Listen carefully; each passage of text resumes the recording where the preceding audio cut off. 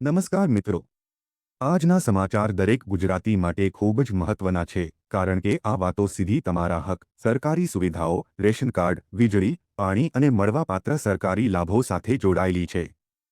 આજે સરકાર દ્વારા મહિલાઓ, ખેડૂતો, ગરીબ પરિવારો અને વિદ્યાર્થીઓ માટે કેટલાક એવા મોટા નિર્ણયો લેવામાં આવ્યા છે જેની સીધી અસર તમારા જીવન પર પડશે. તો આ વિડિયોને અત્યારે જ લાઇક કરો, આપણી ચેનલને સબસ્ક્રાઇબ કરો અને કોમેન્ટમાં ખાસ લખજો કે તમે ગુજરાતના કયા જિલ્લામાંથી આ વિડિયો જોઈ રહ્યા છો. અંબાલાલ પટેલની નવી આગાહી. અમદાવાદ ગાંધીનગર ગુજરાતમાં ફેબ્રુઆરી મહિનામાં કમોસમી વરસાદ પડવાનો ખતરો છે. જાણીતા હવામાન નિષ્ણાત અંબાલાલ પટેલે આગાહી કરી છે કે પશ્ચિમ વિક્ષેપ સક્રિય થવાથી વાતાવરણમાં મોટો પલટો આવશે અને અનેક વિસ્તારોમાં હળવો કે છૂટોછવાયો વરસાદ પડી શકે છે. અંબાલાલ પટેલના જણાવ્યા અનુસાર 10 ફેબ્રુઆરી પછી રાજ્યમાં વાદળછાયું વાતાવરણ રહેશે અને કેટલાક ભાગોમાં માવઠું થવાની શક્યતા છે. ખાસ કરીને 12 ફેબ્રુઆરી આસપાસ અમદાવાદ, ગાંધીનગર, ઉત્તર ગુજરાત, મહેસાણા, સાબરકાંઠા, અરવલ્લી વગેરેમાં હળવો વરસાદ પડી શકે છે. પેટ્રોલમાં ₹12નો વધારો ઝીંકાશે. અમેરિકા અને ઇઝરાયેલના ડુમલામાં ઈરાનના સુપ્રીમ લીડર આયાતુલ્લા અલી ખામેનીના મોત બાદ વૈશ્વિક બજારમાં તેલનું સંકટ ઘેરાયું છે. જો યુદ્ધ લાંબુ ચાલે અને હોર્મુઝ સ્ટ્રેટ તેલ માર્ગ બંધ થાય તો આંતરરાષ્ટ્રીય બજારમાં ક્રૂડ ઓઇલ $100 થી $120 પ્રતિ બેરલ સુધી પહોંચી શકે છે. ભારત તેની જરૂરિયાતનું 90% તેલ આયાત કરતું હોવાથી દેશમાં પેટ્રોલ અને ડીઝલના ભાવમાં ₹10 થી ₹12નો તોતિંગ વધારો ઝીંકાઈ શકે છે. દીકરીઓ 1,10,000. વર્ષ 2019થી ગુજરાતમાં વહાલી દીકરી યોજના શરૂ છે.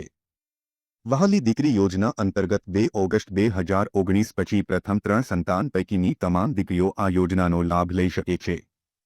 આ ઉપરાંત લાભાર્થી દીકરીના માતાપિતાની વાર્ષિક આવક ₹2 લાખ કે તેથી ઓછી હોય તેવા નાગરિકો આ યોજનાનો લાભ મેળવી શકે છે. ગુજરાત રાજ્યની પાત્રતા ધરાવતી દીકરીઓને ₹1,10,000 3 હપ્તામાં ચૂકવાય છે. જે અંતર્ગત દીકરી જ્યારે પહેલા ધોરણમાં પ્રવેશ મેળવે તે સમયે પ્રથમ હપ્તો ₹4,000 ચૂકવવામાં આવે છે. દીકરી જ્યારે 9મા ધોરણમાં પ્રવેશે ત્યારે યોજનાનો બીજો હપ્તો ₹6,000 ચૂકવાય છે. દીકરીની 18 વર્ષની ઉંમરે ઉચ્ચ શિક્ષણ તથા લગ્ન સહાય માટે ₹1 લાખ ત્રીજા હપ્તા તરીકે સહાય ચૂકવવામાં આવે છે. 3,000 કરોડથી વધુની સહાય રકમ મંજૂર. બાળકોને વાહન આપી તે પહેલા જોવો. વાહન ચલાવતી વખતે ડ્રાઇવિંગ લાયસન્સ ખૂબ જ મહત્વપૂર્ણ બની ગયું છે. સગીર દ્વારા વાહન ચલાવવા બદલ ભારે દંડ વસૂલવામાં આવશે. જો 18 વર્ષથી ઓછી ઉંમરના લોકો વાહન ચલાવતા જોવા મળે તો તેમને ₹25,000 સુધીનો દંડ ભરવો પડશે. આ ઉપરાંત વાહન માલિકનું ડ્રાઇવિંગ લાયસન્સ પણ રદ થઈ શકે છે. ઉપરાંત સગીર 25 વર્ષનો ન થાય ત્યાં સુધી તેને લાયસન્સ આપવામાં આવશે નહીં. તમને જણાવી દઈએ કે લાયસન્સ 18 વર્ષની ઉંમર પૂર્ણ થયા પછી જ આપવામાં આવે છે. ગેરંટી વગર મળશે ₹90,000ની લોન.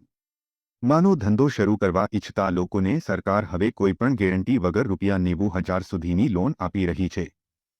આ યોજનાની મુદત વધારીને 31-20 માર્ચ 1930 સુધી કરાઈ છે. આ લોન કુલ 3 તબક્કામાં આપવામાં આવે છે. પ્રથમ ₹15,000, બીજામાં ₹25,000 અને ત્રીજા તબક્કામાં ₹50,000 મળે છે. આ માટે કોઈ વસ્તુ ગીરવે મૂકવાની જરૂર નથી, માત્ર આધાર કાર્ડ દ્વારા અરજી કરી શકાય છે. અત્યાર સુધીમાં 69 લાખથી વધુ લોકોએ આ યોજનાનો લાભ લીધો છે. એસબીઆઈ એટીએમ પૈસા ઉપાડવા ઉપર ચાર્જ એ તેના લાખો ગ્રાહકોને આપ્યો ઝટકો. પૈસા ઉપાડવા પર ₹23 જીએસટી સાથે વસૂલાશે. દેશની સૌથી મોટી બેંક નોન એસબીઆઈ એટીએમ માટે સર્વિસ ચાર્જમાં વધારો કર્યો છે. હવે ફ્રી લિમિટ પૂરી થયા બાદ રોકડ ઉપાડ પર ₹21ને બદલે ₹23 જીએસટી ચૂકવવા પડશે. બેલેન્સ ચેક જેવા બિનનાણાકીય વ્યવહારો માટે ₹11 જીએસટી ચાર્જ લાગશે.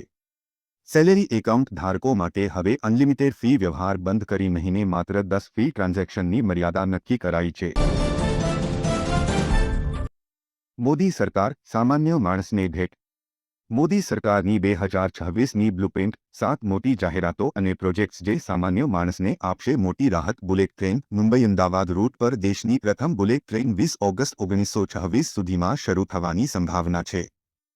મેટ્રો વિસ્તરણ ભારત 2026 સુધીમાં તેના નેટવર્કમાં 300 કિલોમીટરથી વધુ નવી મેટ્રો અને પ્રાદેશિક રેલ લાઇનો ઉમેરવા જઈ રહ્યું છે.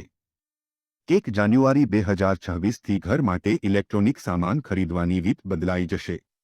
સરકારે ટીવી, રેફ્રિજરેટર, એલપીજી ગેસ ચૂલા અને કુલિંગ ટાવર પર ઉર્જા કાર્યક્ષમતાવાળી સ્ટાર રેટિંગ ફરજિયાત કરી દીધી છે.